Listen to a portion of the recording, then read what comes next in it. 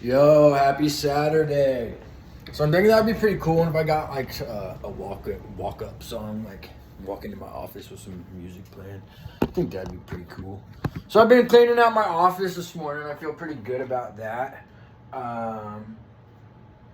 Yeah, I haven't really been feeling myself today though for some reason. I'm not sure what it is, but I don't know, man. I'm just like I feel like I've been working hard on this stuff, and I just like haven't been getting the results I want, so I think I'm going to go really hard today. I think I'm going to do this video, post it to Instagram, obviously, and then I'm going to make some pineapple juice, maybe eat some carrots, and go hard on an email campaign. I was going to read last night, didn't get much reading in, I fell asleep early. So I'm well rested, and okay, I guess let's begin. Okay. Where to start? Fuck. Alright. Can you talk a little bit about innovation and entrepreneurship? I'll say if you really want to change the world, Peter Thiel says, if you want to create a social network, don't just create the next Facebook. Think of something original, identify a problem that no one else is doing, and put together a team and work towards that goal. Because, I believe Mark Andreessen also said, you get a group of really smart people working on something, they're gonna fucking do it. They're gonna figure it out. So that would be my recommendation with that. Obviously, not tech entrepreneurship's like the top dog, top of the, like, that's the most like elite form of entrepreneurship. So obviously it's not for everybody, but that's just where I guess I'll start today. Okay, so next, can you tell us a little bit about Save Energy Lighting LLC? Okay, that was my first business venture. I started it when I was 23 years old. Like company logo, business card, CEO and founder. Yeah, man, I was trying to, and my goal was to like start a freaking Fortune 500 company when I was 23 years old as a startup. So how I got into it, okay, so one of my buddies that we had like the same group of friends in college, he went to Auburn, and he moved to Pensacola and had a job selling LED lights. And we ended up like renting a house together, so he was like my roommate, and he tried to give me a job, and I couldn't get an interview or anything because I don't know if it was because I dropped out of college, I didn't graduate, or what exactly, like why. And also because my social media, I still have this one Facebook profile, and it was like me like back in the day. I used to be wild, and employers look at that kind of shit, so like be very careful about what you post to social media, because I mean that hurt me, like it was like how are we gonna hire this guy, like he's freaking drinking beer in every picture, so that's not good, so be careful about what you post, what you don't post. Anyways, so I like got pissed off that I couldn't get a job, so I was like, wrote this article or this like paper. I was like, you can either hire me for $5,000, like $500,000 a year, or I'm gonna compete against you. And I don't think I ever sent it to it, but I gave it to like my roommate to give to his boss, and I was like, yeah. And I don't know if he gave it to him or not, but I don't know. So I started my own business, and what I did like off rip, made a prospect sheet. Everybody I knew who I could sell lights to, residential and commercially. And I found a distributor. This company's called like LED Tronics. I even scheduled to go to like this convention out in Vegas. And I was doing good. I started hiring a bunch of people, 1099 sales reps, all of them signing non-competes. I was doing my thing.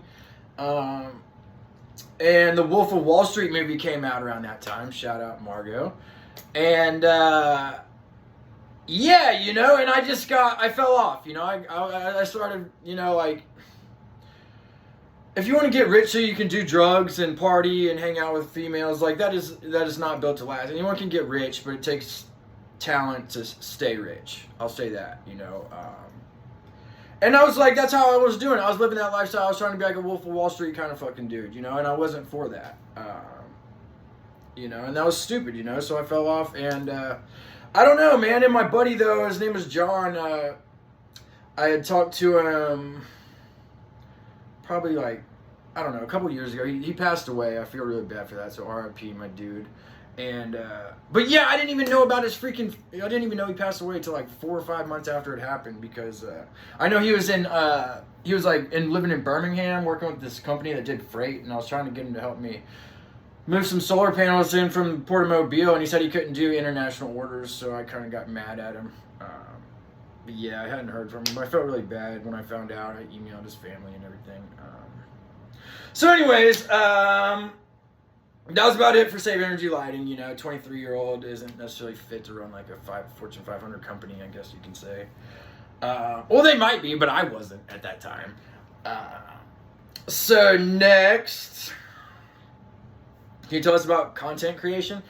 Content creation is so easy. It's anything you put out there into the world, pretty much. You know, it can be a blog post, it can be a video, it can be anything. It can be a phone call or a FaceTime call that you decide to video and then post it on the internet. That's freaking content. Anyone can do it. It's super easy. Excuse me. Okay, next question. How'd you identify the need for your product or service in the market? Well, one thing I say often is sell yourself and sell a solution. And when I got into the solar industry, I figured that was a solution that could help people. I'm not 100% sure how I feel about solar anymore. I just recently found out that they put the 30% federal tax credit back into place. I'm just not going to say anything about it for now. I'm going to hold off on that because it's like, sit 20, but it's like, you know, so I don't know, man. I'm not sure how I feel about that. I don't see why the government's just giving people free money. And then you know what they also do is they just give like, okay, there's a company, they just give like, oh, there's the company, there's some people, let's give them $300 million. Like, why do you give people like that $300 million? They're in business. Why is the government, you know, like, that's ridiculous. They're not a non-profit organization. Why the fuck are you giving them $300 fucking million? Okay. Well, anyways, yeah, I thought it was a solution, you know, because I thought, it reduces carbon emissions, you know, and it helps people save money, you know. I need to do like a long form video about solar, but it's like there's so many freaking topics that I have to get into, like about the net metering program and everything, to explain everything. It's just, I don't know, I'm gonna have to put some work into that one, I guess. That kind of freaking sucks. And I'm like not even looked into it. I literally just found out about the 30% federal tax credit being back in place, and I think that's so fucking stupid. I'm sorry. Yeah, because I mean, you take that money, you could give raises to teachers, you could give raises to police officers. Like, why are you giving it to some fucking company? Why don't you tell them to go fucking work and make their own money? You know? Yeah. So, anyways, next question. What are some God, these freaking questions that they're freaking hard, man. Challenges you faced while starting a business and how you overcame them. Okay, when I was starting the solar company, my primary issue was finding a finance company that I could work with. And how I overcame them when I was doing solar. So my company is Campaign Energy Solutions. So one thing that also helps, part of an energy solution is spray foam installation. So to keep my company afloat, you know, when I was trying to get my foot in the solar game, I ran some spray foam installation project, you know, and yeah, you know, so you got to do whatever you got to do to keep the company up. And talking about inflection points, so like one of the projects, the spray foam installation project, I freaking so I order everything for the project, and then I have this I always like to subcontract out, you know, because when it comes to like workers' comp insurance and all that, it's just a freaking pain in the ass, you know. You'd be better off paying your your employees. If you're a big company, I'll say that. If you're a big company, you're better off paying your employees overtime as opposed to hiring a shit ton of people for workers' comp, you know. The workers' comp insurance, you know, is what I'm saying. So anyways, yeah, so I was subcontracting out the contract. Then like the night before the freaking project, these dudes are like, yeah, F you, man, you're not, we're not doing it, you know? So I was like, man, like, but at least I had all the spray foam installation and everything. And so what I did, you know, like right before, you know, it's like, how do you deal with that? It's like, so what I did is I went to the work release center, picked up 2 guys, and we went and did the project. And I like was doing spray foam installation and stuff. So yeah, you got to do whatever you got to do to freaking keep the company afloat. And that's part of it, you know. It sucks, but that's just something you've got to do, you know. Next question. Strategies I've used to build brand awareness. I will say I'd post to social media like 10 times a day just selling my company. Like write a new post like so that makes people pretty weird. It's like, who the fuck is this guy posting like this? You know, so yeah, I guess that's that for him. And then a book review can you give us? Okay.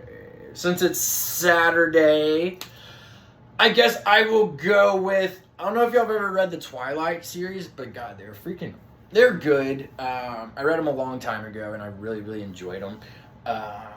But I'll say if you were a fan of the Twilight series, read the book.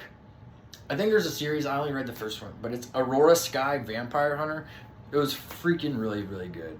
It's kind of nerdy for me to say that. But yeah, it was a super good read, and I appreciate y'all taking the time, you know, today. I didn't really feel this, but, you know, I showed up and gave it everything I got, so I feel good about that, and I'm excited about my pineapple freaking juice today, and I will see you guys tomorrow. I love you, and you can be what you will to be.